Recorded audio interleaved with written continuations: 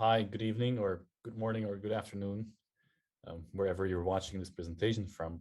So my name is Wouter Peelaerts, and I'll be talking about infectious disease triggers in multiple system atrophy and how infections might impact pathogenesis. So most of this work has been done at the Van Aanel Research Institute in the lab of Patrick Brundin. And so our focus there was mainly on UTIs or urinary tract infections and how those could play a role in multiple system atrophy. Okay, so what I will be talking about firstly is I'll just quickly introduce, of course, MSA. I'm sure it doesn't need much introduction, but I'll just introduce some of the ideas and concepts and some of the key topics that I'll be talking about in this presentation. And then I'll talk about why we think infections could act as a trigger of multiple system atrophy, and also how infections, in this case UTIs or urogenital infections, could act as a trigger of disease. So first, MSA, multiple system atrophy, is a wide matter disorder, a neurodegenerative disease for which there's currently no effective treatment. MSA is actually as prevalent, for instance, as ALS. So it's actually think it's a quite prevalent disease, meaning that it occurs in 1 in 25,000 people. What I do want to mention here is that we do not know what causes multiple system atrophy. We do not know if there are any genetic risk factors. We also do not know if there are any environmental risk factors. And also there are no approved biomarkers, although this field or this area is changing quite rapidly. So that's, of course, very fortunate. So hopefully within the next couple of years, there will be biomarkers so that we can diagnose and detect the earliest changes associated with multiple system atrophy. So what we do know about multiple system atrophy is that there is this protein called alpha-synuclein that is depositing and accumulating within a specific cell type within the brain, oligodendrocytes. And here you can see on the right panel, you can see some of those oligodendrocytes, those cells that are accumulating this protein in the white matter tracts of a person with multiple system atrophy. You can see those very thick smears, those very thick lines in that high magnification image where you can see the white matter with synuclein deposits, and at that magnified higher resolution image in the bottom, you can see those glial oligodendroglial cells full with synuclein deposits, synuclein protein, where the protein is aggregating or accumulating. And so this is very typical of multiple system atrophy, and this really distinguishes multiple system atrophy from the other synucleinopathies, as we would call them, which are Lewy body dementia and Parkinson's disease. And so in all of these neurodegenerative diseases, this protein alpha-synuclein accumulates and deposits within brain cells. So for multiple system atrophy, this happens in oligodendrocytes, and for LBD, Lewy body dementia and Parkinson's disease, synuclein accumulates and deposits within neurons. And so because of this, we've actually learned a great deal about the role of this protein in synucleinopathies, including multiple system atrophy. But so from the work that's been done in the field, that for instance also focuses on Parkinson's and Lewy body dementia, we were able to study the role and the function and also the pathology associated with alpha-synuclein, again, this protein that has a very central role in MSA. So what we think happens with this protein alpha-synuclein initially is that in response to an unknown trigger, which in this case we think could be an infection, so one of the many triggers that could trigger elevated or higher levels of alpha-synuclein could be, for instance, an infection here. And so what happens here at the level of a cell is that this protein alpha-synuclein starts to accumulate and it starts to aggregate within a cell. And so here every dot is represented for, as a synuclein molecule. And at a certain point, a normal alpha-synuclein protein, a normal alpha-synuclein molecule will start to misfold, and it will make seeding competent assemblies, or it will make insoluble inclusions or aggregates or deposits that the cell cannot get rid of. And so these inclusions will continue to form. They will actually continue to amplify as almost as if it were a virus. And so these aggregates, these deposits of alpha-synuclein, they will keep forming, they will keep multiplying. And so this will keep happening within this particular cell. Then after some time, and this is something that different studies have shown, is that these deposits, these aggregates, these clumps of alpha-synuclein can actually spread from one cell to the next. So they can transmit the bad synuclein from the initial cell to a second order cell. So you get a physical spread, a transmission of synuclein, protein synuclein aggregates from one cell to the next. And with that, you also get a spread of pathology between these cells. And so this can keep happening and continues over time. And so this leads to transmission of synuclein aggregates and synuclein protein from one cell to the next, and so on and so on. And so with that, there's also associated pathology, because in the case, for instance, of the initial cell, pathology will continue to develop. And so, for instance, cell then after a while can even die and become, or first become dysfunctional and then eventually die. So why do we think infections are important in multiple system atrophy? So how did we get the idea to study infections as a potential trigger of MSA?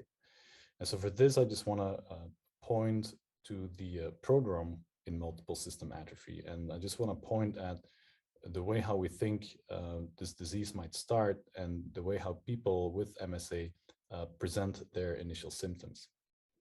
So there's a couple of ways by which the disease could start. One, for instance, involves symptoms like REM sleep behavior disorder. Another one is autonomic failure or the static hypotension. And then another one is urogenital dysfunction. And so what that means is that the disease appears to start within sites that are outside of the brain, outside of the central nervous system.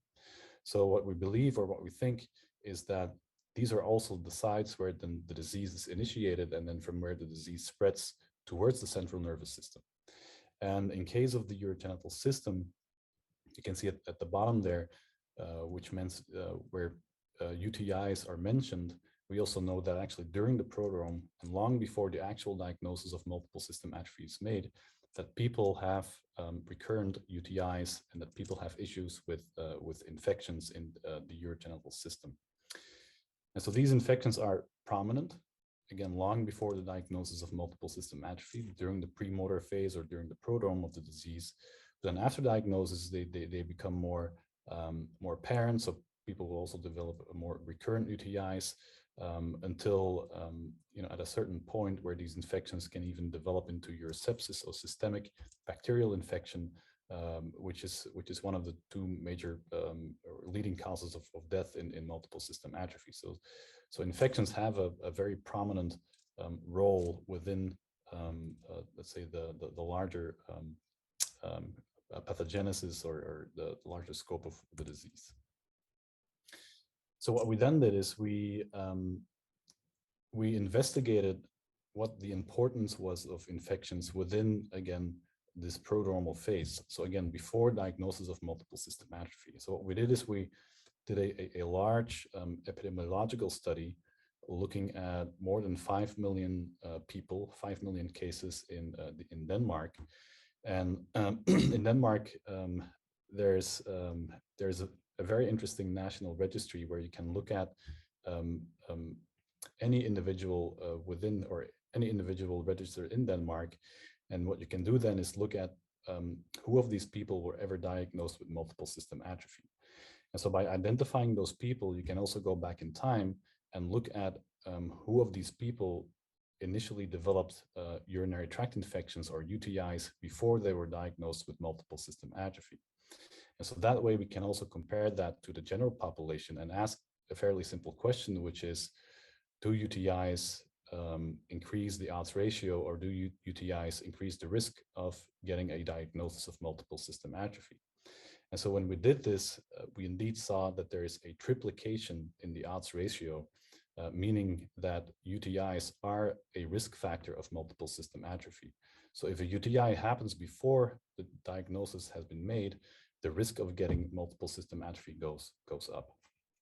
So we, in that way, we're able to link UTIs with multiple system atrophy, so to associate UTIs with the disease. It doesn't mean that it is causative or doesn't show that there is any causation here in the context of UTIs and MSA. It just shows that there is a link between the two. So that's why we think infections are important in the disease process. But then, of course, we're also interested in whether these infections can trigger MSA and how these infections can trigger MSA. And so one of the first things that we then did is we started developing experimental models, animal models, to then model and study how infections might be related with multiple system atrophy and how infections might be related to this protein alpha-synuclein, which is so important in MSA. And so the study we did here initially was to infect normal animals, normal wild-type black 6 mice, and we infected them with uropathogenic E. coli, so just normal bacteria. And so uropathogenic E. coli, or UPEC, is one of the most, let's say, common strains or most common types of bacteria that causes UTI. In fact, it's involved in more than 70% of all UTIs. And so by infecting these mice, we were then able to study let's say, the central response and study the links with alpha-synuclein. And so what those two graphs now here are showing is that within the first 24 hours of infection, this protein alpha-synuclein is very highly expressed, and then the levels of alpha-synuclein go up very significantly. And so that ties together an infection with this, again, with this potentially pathogenic protein alpha-synuclein. And when we looked in the urinary bladder where the infection was ongoing and when the infection was happening, we noted that the innate immune system, where you have all of your innate immune cells, and in this case, granulocytes or neutrophils, that the innate immune system and that the immune cells that were infiltrating the infected tissue, that these cells were expressing alpha-synuclein, and that the cells expressing alpha-synuclein were therefore bringing in this protein, again, that we believe is associated with the disease. And so these neutrophils, or these granulocytes, or these immune cells that we then observed, they have a very interesting function, which is to, of course, fight against the bacteria, fight off the infection. But one of the ways by which they do this is by releasing and expelling their DNA. And so by doing so, they actually make large webs, large traps of DNA. And by making these large webs of DNA, they can trap the bacteria and kill the bacteria. And during this process, we also observed that alpha-synuclein is also produced, but also being released by these cells. And that's actually very important because it has several implications, and I'll talk about those implications in a minute. But for instance, if you see here in that left image, you can see two clusters of cells that are again releasing their DNA, and with that alpha-synuclein, and both are very close to blood vessels. And then at the right, you can see multiple colors just showing, again, the neutrophils in green, the alpha-synuclein in red, and then the DNA in blue. And all of them are what we say colocalizing, so showing that the synuclein is being released into the extracellular space and that it is deposited during infection.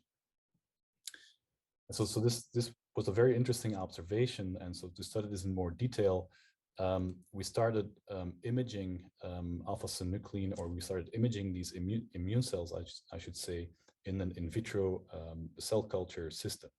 And so we attached a fluorescent label to this protein alpha-synuclein, and then we stimulated these immune cells again with a uropathogenic E. coli. And then in the left, you can see the fluorescence and the very small dots, which are all cells. In the middle, you can see a binarized image where we're only looking at the fluorescence. And then at the right, you can see what's being released from these cells. So again, the fluorescent tag, so the label attached to alpha-synuclein, which tells us that, again, upon infection of these cells, this pathogenic protein is released from these immune cells. And then finally, when we then looked at the urinary bladder of healthy controls or people with multiple system atrophy, we then also looked at whether we could find alpha-synuclein within the urinary bladder tissue. And what we found is that within the urinary bladder of people with multiple system atrophy, we also observed aggregated deposits of alpha-synuclein around blood vessels and throughout tissue. So indicating also here there's a systemic component related to multiple system atrophy, and that also here synuclein is aggregated and deposited within the peripheral tissue. So in summary here for this part, what we found is that UTIs or infections here in this case can trigger synuclein aggregation via an innate immune response. So by just causing an infection, synuclein is triggered, is released by the cells, and is deposited within the peripheral tissue. So then the next question we wanted to ask is it possible that in response to these infections, where you again have this pathogenic protein alpha-synuclein that is now accumulating and is being released in response to these infections, is it possible that these events or this event can lead to pathology in the central nervous system? I mean, both organs and systems are clearly quite distant. So how does one connect with the other? And just to to show you the experiments that we did for that, I just want to explain you the idea of a facilitator and explain you the infectious hypothesis, where we think that in response to an infection, synucleinopathy could develop, and that in response to an infection, central symptoms or central features will also develop over time. And so in case of multiple system atrophy, these infections could occur, for instance, in the urogenital system. For Parkinson's disease, this infection or this trigger could, for instance, happen in the gut. And then for DLB, dementia with Lewy bodies, for instance, this infection could happen, or this trigger could happen in the nose, after which then the disease then transmits or propagates to the central nervous system. The other thing that's really important here is the presence of a facilitator, because we all get infected, we all get any kind of or some kind of infection, but not everybody will develop multiple system atrophy, or not everybody will develop a synucleinopathy. And so important here is the concept of a facilitator, where we believe that a facilitator needs to be present to facilitate the transmission of disease, the spreading of disease from the periphery to the central nervous system. And so a facilitator could be a genetic risk factor, it could be an underlying autoimmune condition, it could be somatic mutations, could be anything that would then lead to a sustained and a facilitated process from which, again, a pathology then can escape, or synuclein aggregates can escape a peripheral organ to the central nervous system and then cause a disease there. And so the experiments we did to test this idea is an experiment where we have two different mouse models. So one mouse model is a naive model. So these are transgenic humanized alpha-synuclein mice that express the human form of alpha-synuclein. And then the other model is our facilitator model, where the mice express higher levels of alpha-synuclein in brain oligodendrocytes. So we genetically engineered these mice so that they express synuclein in the cell type that is so important for multiple system atrophy, which are these oligodendrocytes. So the naive model, the wild type model, and the facilitator model. And so the next thing we then did is to investigate if synuclein aggregates or synuclein can spread and transmit from the bladder to the central nervous system, is to generate aggregates themselves so that we could inject these into the urinary bladder. And so to do this, and I'm not going to discuss all of this, but to do this, we isolated aggregates from a person with multiple system atrophy from this person's brain, and we isolated these synuclein aggregates, we purified them, and we amplified them in a test tube. And after we then again purified these, we can then inject them in an animal model, or in this case, we can inject them into the urinary bladder. And so when we did this, when we inject the MSA fibrils or the MSA aggregates, so these proteins of alpha-synuclein into the bladder of these two types of models, so the wild type model and the model that has the facilitator, we found that 9 months after injecting these fibrils, the facilitator model started developing voiding deficits, so urinary bladder deficits or dysfunction, but it also started developing movement or behavioral deficits, shown here by those different graphs on the top. And even these animals had loss of fine motor control, showing that by injecting aggregates within the urinary bladder, the pathology can indeed transmit to the central nervous system and cause symptoms that are resembling those of multiple system atrophy. And then also, if we look, for instance, at the sites or the tracts that connect the urinary bladder with, for instance, the brainstem or the cerebellum, we also find that these white matter tracts have oligodendrocytes that are accumulating alpha-synuclein, which again are also typical of multiple system atrophy, where you have these glial cytoplasmic inclusions of alpha-synuclein. So this showed us that a protein or aggregates of alpha-synuclein can indeed escape the urinary bladder and cause pathology in the central nervous system.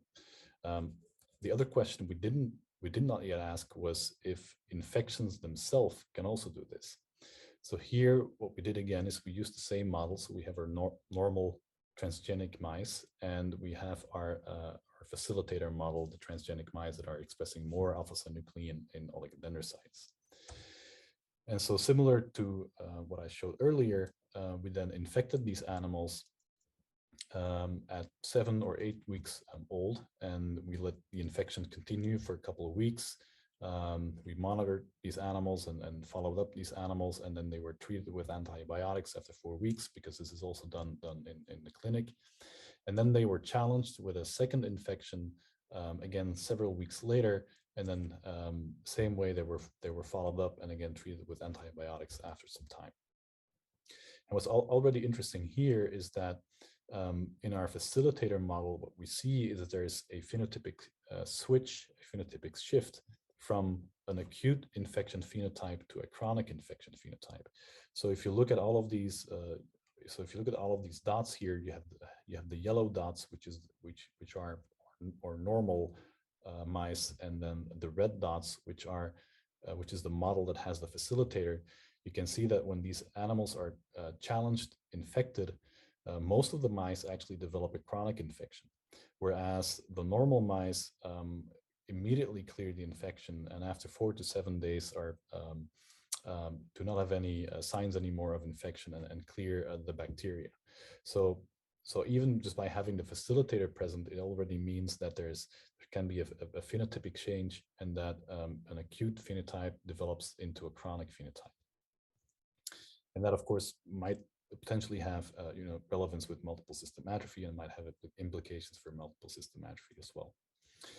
And then when we look again, when we look at the central nervous system, and here you can see a cross section of the spinal cord. So the big box here shows one piece of a spinal cord, and then in the left you can see a magnified high resolution images of again the spinal cord and the white matter tracts that connect the bladder with the brainstem. And so what we did here is we infected all of our different animals, and infected the normal mice and the mice again that have this facilitator. And then again, we looked 9 months after these animals were infected. And indeed, what we found is that in these animals, there were more synuclein deposits and more synuclein glial cytoplasmic inclusions in oligodendrocytes within these animals that received the infections. And what was also surprising to us is that also even in the normal animals, the wild type animals, we saw an increase in pathology. We saw more synuclein aggregates again here in these oligodendrocytes, showing that there cannot just be transmission of synuclein from the bladder to the central nervous system, but that UTIs, infections themselves, can also trigger a response that resembles that transmission model that I discussed earlier. So in summary here again, so these chronic urinary tract infections or these repeated infections can trigger pathology in the central nervous system that reminds us of multiple system atrophy. So in conclusion, we know now that UTIs can be present years before diagnosis of multiple system atrophy. We've discovered that UTIs are a risk factor of multiple system atrophy. When the UTIs again happen long enough before diagnosis of multiple system atrophy, that infections can trigger synuclein aggregation in the urinary bladder, and that the innate response is mediating this response, and that synuclein can be produced and can be released from innate immune cells.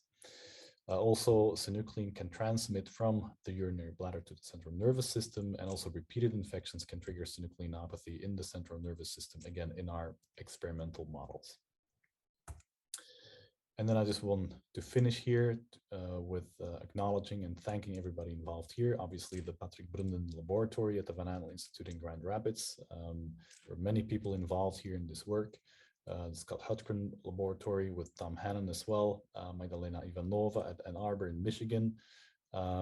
Also our colleagues in Denmark who've been really instrumental for the epidemiology, Marie Willemsen, Susanna Asner, and Thomas Brudek. The Vedele Bakeland Laboratory here in Belgium. People at the Banner Sun Health Institute for the pathological work and providing the clinical samples. Michael Henderson also with his expertise and assistance here, and then of course all of our sponsors that made this research possible. And of course also I want to thank everybody watching and attending this this presentation.